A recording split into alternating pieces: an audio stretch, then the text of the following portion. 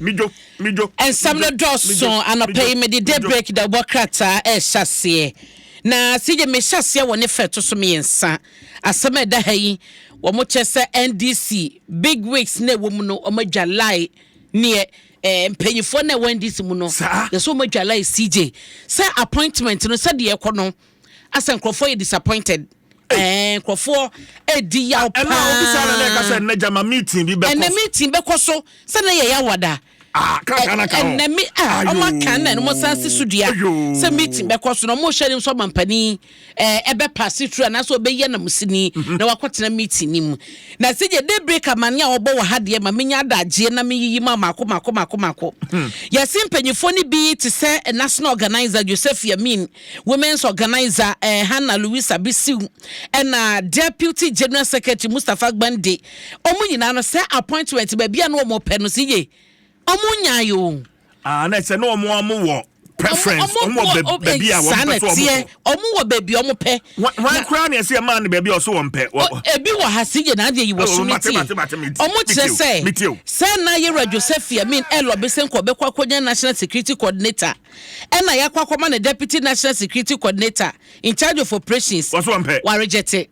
According to the break, yes, Yera Yamin say on pe. Mustafa Gbande so no you be on so lobbying Kobenya deputy chief of staff in charge of operations. I want ye de koma Sandogbe no. E hon so de ye man hwe kra na waka so reject bibi. Louis Hannah Bisiu so omo say they say no answer na chese why frustrated. It's as na kwa no pe common fund administrator. This is assembly common fund administrator no. Ye can say it has not been confirmed the farmer no. Deputy director for information technology Dr. Tabuatin so wonu so say wodi ya pa sanse no kwa no pensi ho director no kompeso kwashensi ho no na yama no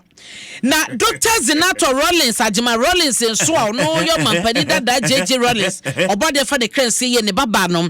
wonu so ye MP of Krotekole constituency CJ so wonu so ye so reject minister of state at the office of the president to do yes so reject say na substantive minister be interior be na say defense be farmer no ye so ne won ko ye minister of state e ko mampani atena ye so no so reject it say the CJ mo chese empanyifo chese big men bia nan ko mo NDC mu a enka appointment iko so ne ka beto mu di no ase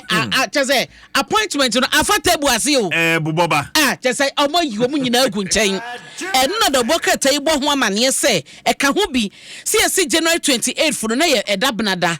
na omo ko meeting asabre no sa meeting no na sa chairman Era Johnson ase run ketia na cheye na akofo de sa frustrations ni ade nyina tutu mu a ekoba se na ye wodai na national executive committee no wo mo eyensiemu na sensiem no mo de acha address sa nyoma we nyina ebiemu so no sije da bokratai ebo amane se ya odi ni ba ko so so ne se enipa bia mampani abo mu de so mo kwankwan director hwan no obo oni experience bia adwuma no onye bi da woni huni mu die na matekura se bi kura so nye card bearing members of the NDC no so kwa da bokati aka ho asem se ebi mu ho mampani am appointment no omo sedanya NDC party ma yo mo wase ho no ma obi beka se wadi grassroots edim no ye na ye adwuma enti sani pa na wo ma na appointment so nkotena so ho no party ba ne be dem po no wakone nche no kone nche po nim ne wo he na kwabon pa mo matumi anya mpanyefo bia so masene aye party adwuma wase ho ti say the appointment no de ejada ho ya yawdie wo mu pa daybreak e bo ho amane wo ne feto so miensa won saka na wakenkan akwa kosinti ye hwe ene meeting na be koso no update a e be fi ho aba yaso CJ yaso da ho pa na meken krampanyefo bi mu din ni ade ababa metimu an mekas na nti omu nyina wo ho na ba bi appointment ni nam ni ade yi CJ emu obrem utu so mampani why na jo so ni mabunu an eko so we experience so manage ba bi da so aye director da wonye bi da wonni experience no mabunu an eko what you say interno na da bokata ye ka ho asem no Bank of Ghana so dia woni eretu ahene ne Dr. Gideon Boakwadi mu nkobo no ni nyina da bokata ebomu amane na de wenbiem no ano no mamemfa wo enko Ghanaian Times mu deputy ministerial appointment no abeland yes they say no metitete din bi hudu din bi CJ wow say no dey tie ne say system ministers no mampani promise na ka for akafo nti the aba koya deputy abeka wo ya akafo yi die ayeka media na nyama so wo na nyama so ne aye die wa wate ase die na jese no ansa de ma position mi chichi yiye ti so far de wudi nyama ya safo ya kai pa de abra ma hunu se bi mu di ye papa ba ko ho fe pa wo social media but asemba menima asemba ye so munya botre ma me fa ntia sonko koma ye rise ka yi adongo ma me ntia no nko fa hyase post bibi sase na ka obi e hye se obekọ finance ministry na minister na nkasa ba deputy so aba ya nkoyo no a na bi so ka so committee na nkasa emrase medjafie committee on finance no ono e kwa koche ye kasa ene de ne namti no ye hye se de beko obi so ho no mpe committee chair mpe committee ko nya minister bia ho committee chair say me pe minister ba se je ho so e ho ye o sa cheche na ho ye pa o sa na no anko ho me ba chopa the fachopa parliament no ye nyanru ho ba sije unto share deputy ministry appointment abeto abonte na makoma ku dumiensa na enra eba ye yewra Felix Kwatio Fosu yo no acting spokesperson mama mpani eno de eba ye na edin no Lydia Lamisi Akamvariba wono MP Tempane wono minister of state public sector reforms na 13 deputy ministerial nominees no womo so de na edididi so yi yewra Thomas Ampim nyako papa ma me na baso zije wabremu election wa chese na mu wose me kan se kwakoye people's forum wa jaman na wo chese ezadana de yes, people's for men nada. So the man people's for the man. Yeah. Big debate. The big debate. Yeah, they call ye. Yes. Now, CJ, it was interesting. Now, Yamona Basso, because now be na crowd doubt to so be to me. I maintain this city, no, as so Jamaica NDC, but to me, ye magic, you know, so a very calm. Yeah. But now, or ye Jumano pa, and ya DNT, ja orini ye, and Yamia, and Aduma, Mampania Boni, Din so conquer deputy finance minister. Wow. And your position ketwa. Wow. Enti Thomas Ampimyako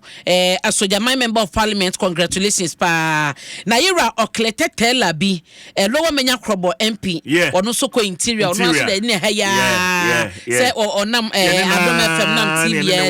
ye ono so aye adwuma seat no so akita chairman NDC pa and party communication so aye ade na aba ne say so no nche say obeja ba just obeja ba do oklete tela bi ya ma nanye ntientia say da wo ye ne daadaa no a enye de biempo a ebre no so a wo say utumi emaye hunu na make sense ma mencha me ma me na ya ajanto a presidential staff say me yeso so resume ai so wo man pani atena ye abna minua broja jemfi broja din wa ha abra nam ne din na ne din na ma sije medru ho broja so ko national youth organizer na che say fa no ne Pablo Bekaya eno so dem wo shepa ewie kra na je so wo kwakwato kra o na toje say wo say Mpani sabre CJ eti eno so wa ha sa so na ne dia ne NS Broja Jemfi oko defense into ne mia menua bema kwa wabrant ye edodo mane boama na akodi djuma doctor na akodi djuma no ewo unua wa agro ni mu a unua ewo anyum kronuma udimpam say ye de udin ye nwum nti Broja Jemfi ko defense na se menya defender wonya defender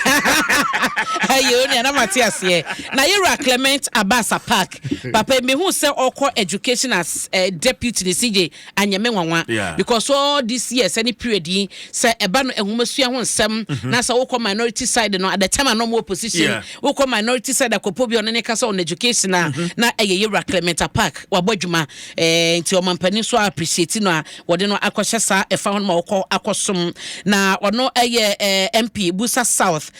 na Yusuf Sulemana MP Bole Bamboy ono so equalance natural resources ono ene Remano Kofibu na ekwakoye adwuma atoemantem this year eno no akosom emo eka ho no Richard Jan Mensa Gomwa West MP oko energy and green transition Alasan Saibu Suini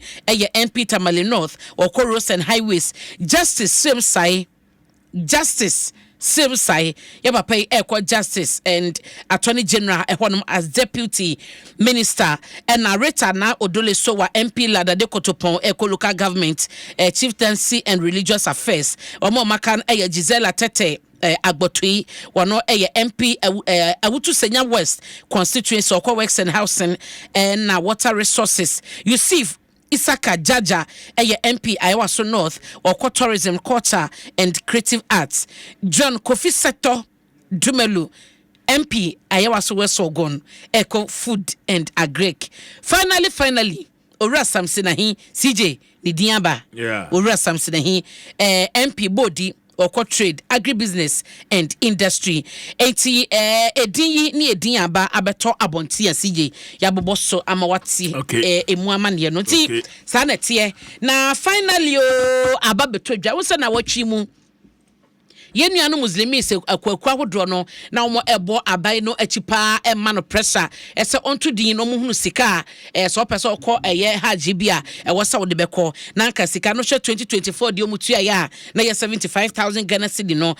abadwako ne kwotena se na omototo enema haji task force no omo de abeto dwa se 62,000 Ghana cedi eni sika CJ wo pese okọ haji fi 2025 wo beko wo de toto afi atwa mu na ye 75,000 na o mate so kra nti no ene de Ghanaian Times so ebo amane ewo ne fa eto so dumi no de ewo ha biem ga manche na CJ na sama wo kanyina ma me kode fa to so aduonu nan na me moso ema wo ga manche king Takite Koturu yoto sumienu wono na wode ato Ghana Ports and Harbours Authority enim ese wo mo enhwe so mo be develop quota bi e de ma enkran ga adehye no wo Jamestown Harbour honum se de be ye omo so benya kwanya anya adwumaye na afi eno achi so no wasan so de adesra ma se de omo di omo dwuma no nema ni bi won ma maintenance ne ade be kokokokso no won agreement wo ye ne China for no entem no eye emfie kakra bi nto omo hwe so omo be training na cranfo adehye no ebetwe no mo sa maintenance ne yoma no na aboa na mo soso no anya nimdi ase koba se ne Chinese fo ni wie ye kita odie ni bibia yankasa yadehye no ebesom no ma ye maintenance no e de ato aso Ghanaian Times mu amane eno a de ma bobo so ma wi na CJ ababa oda bokrata ni nyina mu